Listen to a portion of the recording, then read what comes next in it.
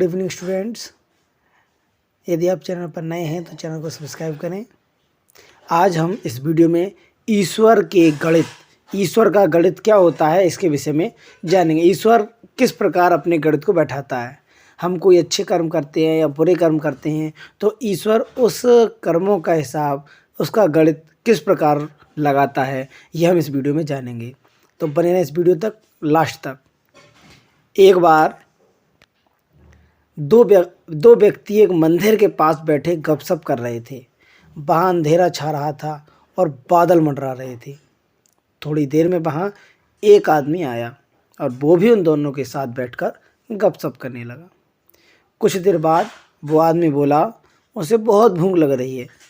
उन दोनों को भी भूख लगने लगी थी। पहला आदमी बोला, मेरे पास 3 रोटी हैं।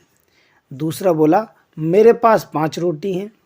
हम तीनों मिल बांट कर खा लेते हैं। उसके बाद सवाल आया कि 8 रोटी 3 आदमियों में कैसे बांट पाएंगे। पहले आदमी ने राय दी कि ऐसा करते हैं कि हर रोटी के 3 टुकड़े करते हैं, अर्थात 8 रोटी के 3-3 टुकड़े करेंगे तो 24 टुकड़े हो जाएंगे और हम तीनों में 8-8 टुकड़े बराबर बराबर बट जाएंगे।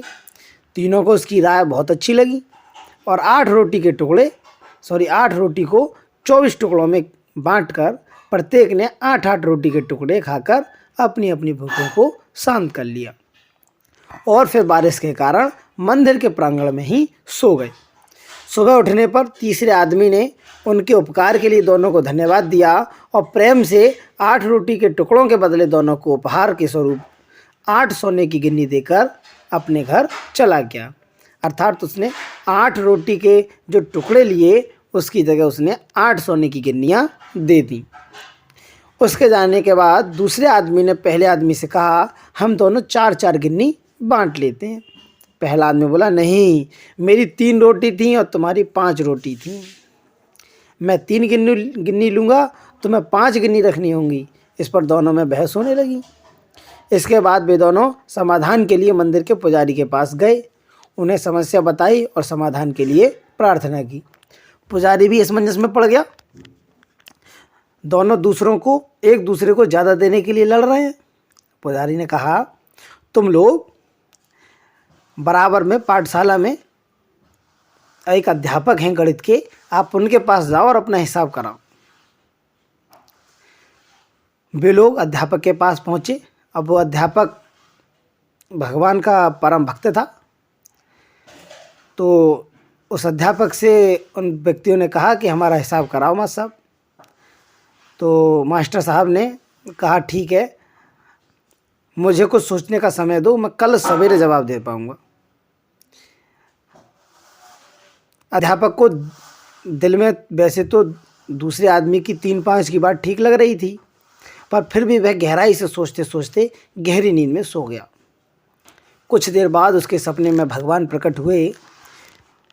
तो अध्यापक ने सब बातें बताईं, न्यायिक मार्गदर्शन के लिए प्रार्थना की और बताया, मेरे ख्याल से 3-5 बंटवारा ही उचित लगता है प्रभु। भगवान मुस्कुराकर बोले, नहीं, पहले आदमी को 1 गिन्नी मिलनी चाहिए और दूसरे आदमी को 7 गिन्नी मिलनी चाहिए। भगवान की बात सुनकर अध्यापक अचंभित हो गए और अचरज से पूछा, प्रभु ऐसा कैसे?